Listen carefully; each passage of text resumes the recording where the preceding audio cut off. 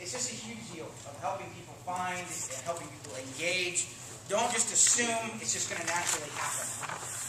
If we're all looking to be a part of the solution and help people from the moment they reach our property to the moment they've sat down, to also guarding the experience and service itself. There are still times we have problems, whether it's with cell phones or whether it's with people getting up a lot during service. Okay, we just have to be aware of those things. We're going to help people with those things, and we need to. Part of the training that needs to happen with even the ushers is at times if there is a problem, or at times even if there's that baby that absolutely won't stop crying and that person doesn't seem to get the social cue that they need to walk out, then we need to be able to have the meetings to relationally be able to approach that without damaging the relationship, but yet guard the experience for everybody else that's around them. Okay? And so again, it's always relational, but it's intentional. And these are things that happen before the service even begins. And so I just, it's part of the philosophy we want to throw out there, part of what we want us to grab hold of. All right. Any questions on any of that?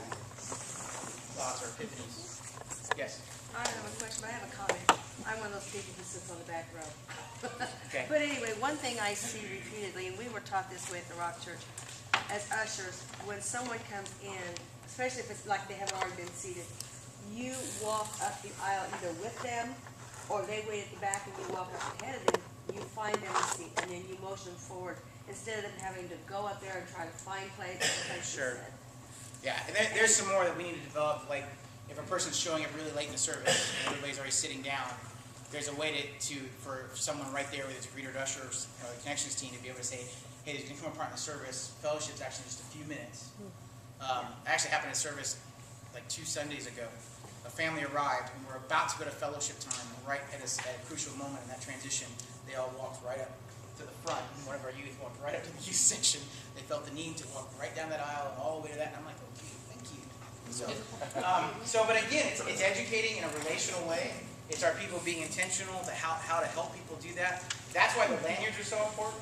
That's why us having a little bit more training, being a little more sophisticated with how we do what we do is so important. Those are the directions we're going. Those are the things that we're undertaking. Yeah. You made a statement a while ago, and I had already been thinking that way. We need some people without a label to greet people and to be friendly with them because they don't think that's their job. Right. There is a difference. Okay, you have a lanyard, you're supposed to greet them.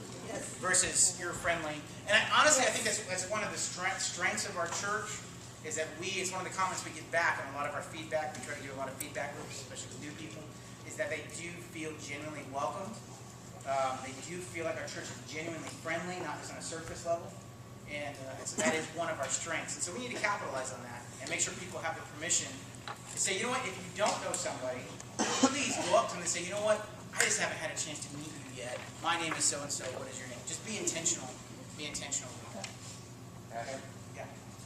I've only been back here a short time, but I have noticed one couple every Sunday morning.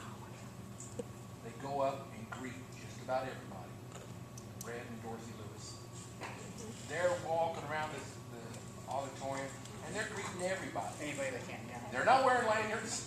Yeah. You know, that's a good idea. Yeah. And so we definitely, even though we're getting more sophisticated in our training and things like that, we want the heart of our church to be the same.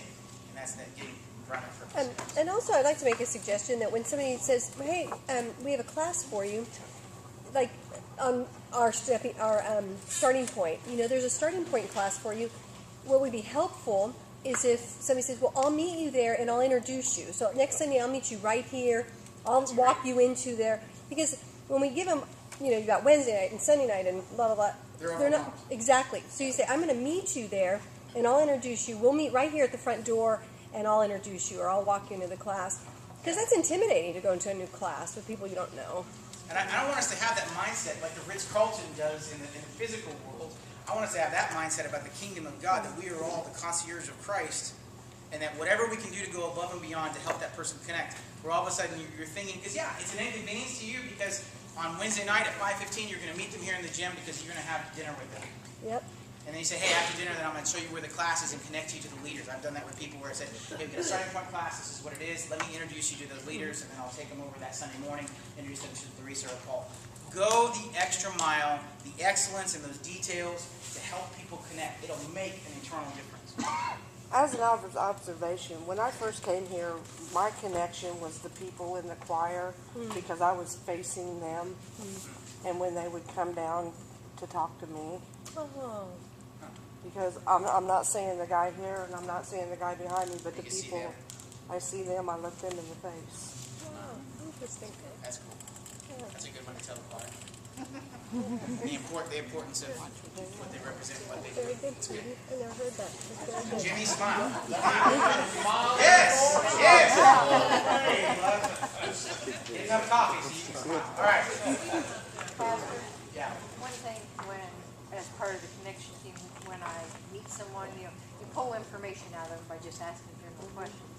But then I try to introduce them to people who have something that's, like if the lady is, has just had someone that recently died, I try to get her connected, introduce her, purpose it to people, ladies in the church, that have that, or people with children, connected with people, introduce them to people with children. That's good. Yeah, and that's the step we want to be. What I've told the connections team before is they're kind of the hunters of information. From the connections card that they fill out to talking with them in conversation, if we find that they have an affinity for music, we say, hey, we say, hey, do you want to check out choir? If we find they have young kids, we say, hey, these are all the things that we offer for the kids. That's why we created the Almost Everything book that we have, which has almost everything in it. So that we can help people have that information. But what makes that book work is by you personally saying, hey, here's the book, here's this page, here's the stuff you need to know about. And then, even though Larissa said, then saying, hey, this time I'll meet you and show you where that is. And so taking all those and connecting all those steps